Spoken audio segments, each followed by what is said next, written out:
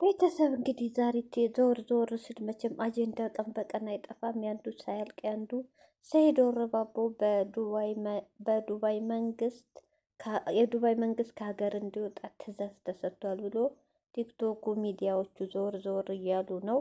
ምክንያቱ እንግዲህ አልታወቀም። ግማሹ በሀና ጉዳይ ነው ይላል። እንግዲህ እርግጠኛውን ያው የሚዲያ ወሬ አንድ ሲወራ 10 እጥፍ እጥፍ ተደርጎ ነው ተጨማምሮ የሚወራው። እንግዲህ እርግጠኛ ምንም የሚታወቅ ነገር የለም። ሰላም አለይኩም ሀገር ዩቱብ ቻናል ተከታታዮቼ፣ ውዶቼ፣ ማሮቼ፣ የሀገሮቼ ልጆች በያላችሁበት ሰላማችሁ ብዝዝት ይበል። እንግዲህ አዲስ ወሬ አዲስ አክባር ሚዲያው ታውቃላችሁ፣ በቀን በቀን የአንዱ ሳያልቅ አንዱ አይጠፋም አጀንዳ በቃ። እና እንግዲህ ደግሞ ዛሬ ሰይድ ወረባቦ የዱባይ መንግስት አገሩ እንዲገባ አዞታል። ሀገሩ ሊገባ ነው ተይዟል እየተባለ ነው። ሀገርን ለቆ ዱባይ እንዲላቅ ማለት ነው። ምክንያቱ ግን እንግዲህ ማን ጠቆመ ማን የሚታወቅ ነገር የለም። መቼም የዱባይ መንግስት ከስንት ሚሊዮን ህዝብ ሰይድን ብቻ መርጦ ሀገር ግባ አይልም። የሆነ ነገር ካልሆነ በቀር የሆነ ሰው እንግዲህ በውሸት ማስረጃም ያው አበሻ ምቀኛ ነው ወይ የሆነ ነገር ጠቁመውበት ነው። ግማሹ ሰው ደግሞ ሀና ይህቺ ባህርተኛዋ እህታችን በእሷ ጉዳይ ይባላል። በእሷ ጉዳይ እንግዲህ ምንም ድምፅ ሆነ ልቀቋት አለ እንጂ ምንም ያጠፋው ጥፋት የለ። እኔ ይሄ ከሀገር ድረስ የሚያባር ነገር አይመስለኝም፣ እንደኔ ማለት ነው። ሁሉም እንደሰማው ድምፅ ስለሆነ ምንም ይሄ ከሀገር የሚባረርበት ወንጀል አይደለም፣ ወንጀልም አልሰራም። እንግዲህ ሀቢባም አናግራው ነበር። መታሰር አልታሰርኩም ግን ከሀገር እንዲወጣ ታዟል። ምክንያቱም እንግዲህ አላወቀውም። ሰይድዬ እውነት ለበጎ ነው። ጥሩ ነገር ፈጣሪ አስቦልህ አስቀምጦልህ ይሆናል። እውነቴ ነው። መገፋት ጥሩ ነው። ሳውዲ አረቢያ ሲኖር እህቶች ከሳውዲ ተይዞ ሄደ። አይታችኋል። ኢትዮጵያ ቆይቶ ነው ወደ ዱባይ እየወሰዱ። ዱባይ ደግሞ ተስተካክሎ ሱቅ ከፍቶ ልብስ እየሸጠ ሲኖር ያው እንግዲህ ሰሞኑን በሀና ጉዳይ እሱ ነው ሀብሎ መረጃ እንትን ብሎ ሚዲያ ላይ አሁን ድረስ እየተንጫጫ ነው። መፍትሄም ባይገኝ ምንም ያደረገው ነገር የለም። ምንም ያስቀይምም ለወንጀል የሚያደርገው ነገር የለም። ከሀገር የሚያባር ይሄን ያህል የሰራው ወንጀል የለም። አላቅም እንግዲህ ያው እያደር እንሰማለን እና ስለዚህ ለበጎ ነው። አሁን ደግሞ ዱባይ ብዙም ሳይቆይ እንደዚህ ነገር ከመጣ ለበጎ ነው የሚባለው። እህቶች አንድ ነገር ሲመጣ ለበጎ ነው ለጥሩ ነው ብለን ማሰብ አለብን። ሰይድ እንግዲህ ፈጣሪ እርዳህ። ፈጣሪ እንግዲህ እዛው ዱባይ ርዝቅ ካላለቀ ፈጣሪ ያውጣህ ከዚህ ነገር። ካልሆነም ደግሞ አገርህ ነው። አገርህን ገብተህ ደግሞ ስንት ነገር አለ። ምን ይታወቃል? በሀገራችን ላይ እኮ ፏ ብትን እያሉ እየኖሩ አይደል እንዴ? በሀገርም ላይ ውሎ እኮ ለውጥ አለ እህቶቼ።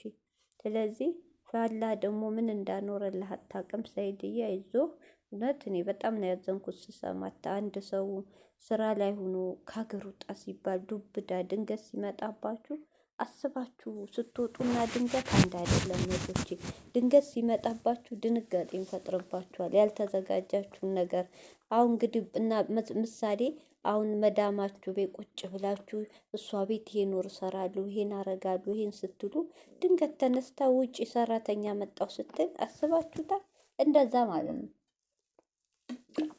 እና ሰይድም እንደዛ ነው የሆነበት እንጂ እኔ ግማሹ በብዛት ሀና ነው። የሀና ጉዳይ ከዱባይ መንግስት ጋር ምን አገናኙ? ወይስ ምንድን ነው?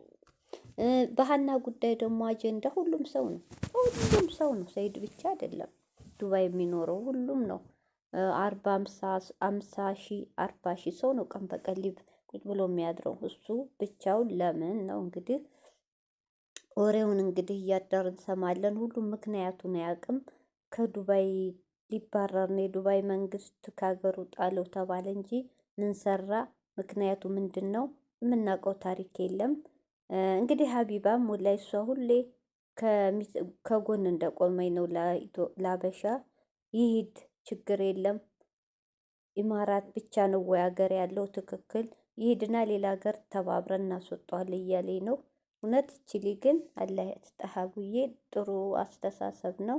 ስለዚህ ሰይድ እንግዲህ ተረጋጋ ወንድሜ፣ ለበጎ ነው። በቃ አዎ፣ ድንገት ሲመጣ ያስደነግጣል።